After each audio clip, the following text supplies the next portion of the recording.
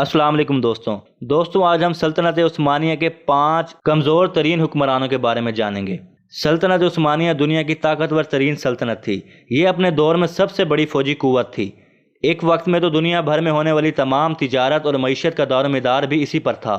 لیکن دنیا میں موجود ہر شے نے زوال کا مزہ چکھنا ہے، چاہے وہ کوئی انسان ہو یا پھر کوئی سلطنت۔ پھر چشم فلک نے یہ بھی دیکھا کہ سلطنت عثمانیہ چھوٹے چھوٹے حصوں میں تقسیم ہو گئی۔ عروج و زوال بھلے ہی ایک قدرتی عمل ہے، لیکن سلطنت عثمانیہ پر حکومت کرنے والے کچھ سلاطین ایسے بھی گزرے ہیں کہ جنہوں نے اپنی نااہلی، عیش پرستی اور غلط فیصلوں کی وجہ سے اس عمل کو تیز کر دیا۔ آج ہم سلطنت عثمانیہ کے چند سلطانوں کا ذکر کریں گے جنہیں نالائق حکمران اگر کہا جائے تو غلط نہ ہوگا۔ مزید ڈسکس کرنے سے پہلے اس چینل کو سبسکرائب کر لیں اور بیل آئیکن کو بھی پریس کر دیں تاکہ آنے والی ہر نئی معلوماتی ویڈیو آپ کو بر وقت ملتی رہے۔ نمبر 1، سلطان سلیم ثانی۔ یہ سلطان سلیمان عالی شان کے بیٹے اور سلطنت عثمانیہ کے 11ویں سلطان تھے، جو ایک یورپی کنیز ہرم سلطان سے پیدا ہوئے۔ سلطان سلیمان نے انہیں اپنے لائق بیٹے شہزادہ مصطفیٰ کے قتل کے بعد ولی عہد مقرر کیا، جو کسی بھی صورت اتنی بڑی سلطنت کے سنبھالنے کے قابل نہ تھے۔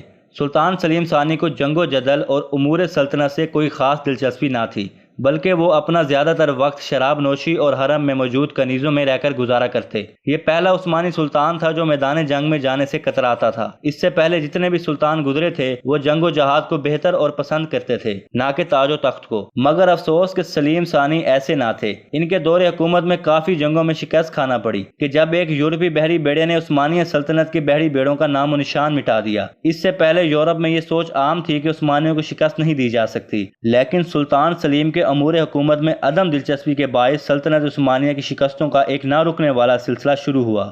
نمبر 2، سلطان مصطفیٰ اول۔ جب 1603 عیسوی میں سلطان احمد اول سلطنت عثمانیہ پر بیٹھے تو انہوں نے اپنے 11 سالہ بھائی مصطفیٰ کو ایک پنجرے میں قید کروا دیا۔ مصطفیٰ کی دماغی حالت بچپن ہی سے خراب تھی۔ سالوں پر محیط اس قید نے انہیں مکمل پاگل کر دیا تھا۔ اس کو بس ایک خیال ستاتا رہتا کہ کسی دن اس کا بھائی احمد اسے پنجرے سے نکال کر قتل کر دے گا۔ لیکن ہوا کچھ یوں کہ سلطان احمد 28 سال کی عمر میں بخار میں مبتلا ہو کر اس دنیا سے چل بسے اور سلطنت کی حکومت غیر ارادی طور پر مصطفیٰ کے ہاتھوں میں آ گئی۔ ان کی دماغی حالت اتنی خراب تھی کہ یہ شاہی تخت پر بیٹھے ہنستے رہتے اور کسی خیالی شخص سے باتیں کرتے جو صرف انہیں ہی نظر آتا تھا۔ ان کے عجیب و غریب فیصلوں نے عمرہ، فوج اور تمام ریاست کو پریشانی میں مبتلا کر دیا تھا۔ کبھی کسی کسان کو مسجد آیا صوفیہ کا امام مقرر کر دیتے، کبھی کسی گدھا گاڑی چلانے والے کو دمشق نامی شہر کا گورنر نامزد کر دیتے۔ ان سب سے تنگ آ کر فوج نے ان کو پھر سے قید کر کے سلطان احمد کے بیٹے عثمان ثانی کو شاہی تخت پر بٹھا دیا۔ لیکن اس سلطان نے جنی چری کی کرپشن اور بے ایمانی پر آواز اٹھائی تو انہیں بے دردی سے سر عام قتل کروا دیا گیا، اور پھر ایک مرتبہ مصطفیٰ کو پنجرے سے نکال کر سلطان بنا دیا گیا۔ اس کے غلط فیصلوں اور حرکتوں سے تنگ آ کر پھر دوبارہ اسے قید کر دیا گیا۔ پھر کوسم سلطان کے بیٹے مراد چہارم کو تخت عثمانی پر بٹھا دیا گیا۔ اس کے بعد مصطفیٰ اپنی موت تک اسی پنجرے میں قید رہے۔ نمبر 3، سلطان ابراہیم اول۔ جس وقت سلطان مراد چہارم بستر مرگ پر تھے، انہوں نے قید خانے میں موجود اپنے بھائی ابراہیم کے قتل کے احکامات جاری کیے، کیونکہ وہ چاہتے تھے کہ عثمانیہ سلطنت کی باغ دوڑ کسی پاگل کے ہاتھ میں جانے سے بہتر ہے کہ سلطانوں کا یہ سلسلہ یہیں ختم ہو جائے۔ لیکن کوسم سلطان کی ایما پر ایسا نہ کیا جا سکا اور برسوں سے قید ابراہیم کو تخت عثمانی پر بٹھا دیا گیا۔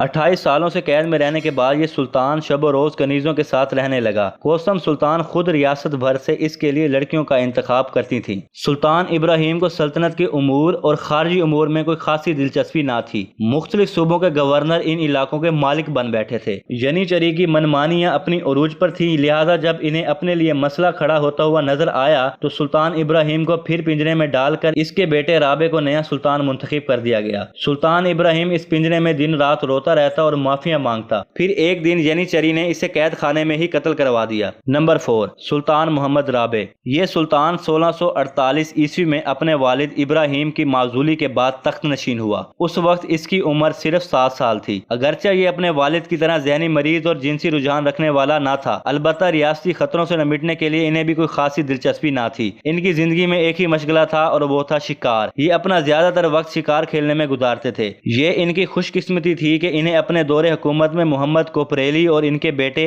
احمد کوپریلی جیسے وزیر اعظم ملے تھے، جنہوں نے سلطنت عثمانیہ کو مستحکم کیا اور اس کو مزید طاقتور بنایا۔ ان دونوں کی وفات کے بعد سلطان نے صدر اعظم کا عہدہ اپنے داماد قرہ مصطفیٰ کے حوالے کر دیا، جو ہر لحاظ سے نالائق انسان تھا۔ اس نے سلطنت میں بڑے بڑے عہدوں اور منصوبوں کی نیلامیاں شروع کر دیں۔ اس کے ساتھ ساتھ فوج کو غیر ضروری جنگوں میں دھکیل دیا، جہاں سے مسلسل شکست کے بعد فوج سلطان سے سخت بدظن ہو گئی، لہذا 1677 عیسوی میں سلطان کو معزول کر کے قید کر لیا گیا۔ نمبر 5، سلطان وحید الدین۔ سلطان محمد وحید الدین سلطنت عثمانیہ کے 36ویں اور آخری سلطان تھے، جو اپنے بھائی کے بعد 1918 سے لے کر 1922 عیسوی تک تخت پر بیٹھے رہے۔ ان کے دور کا بڑا اور اہم واقعہ جنگ عظیم اول تھا، جو سلطنت عثمانیہ کے لیے انتہائی تباہ کن ثابت ہوا۔ جنگ میں شکست کے بعد برطانوی فوج نے بغداد اور فلسطین پر قبضہ کر لیا۔ اس دور میں سلطنت عثمانیہ کے ٹکڑے ہو کر رہ گئے۔ سلطان محمد وحید الدین آج بھی اپنی غلطیوں کی وجہ سے اپنی عوام میں غیر مقبول ہیں اور غدار جانے جاتے ہیں۔ دوستوں، امید کرتا ہوں کہ آج کی ویڈیو سے آپ کے نالج میں اضافہ ہوا ہوگا۔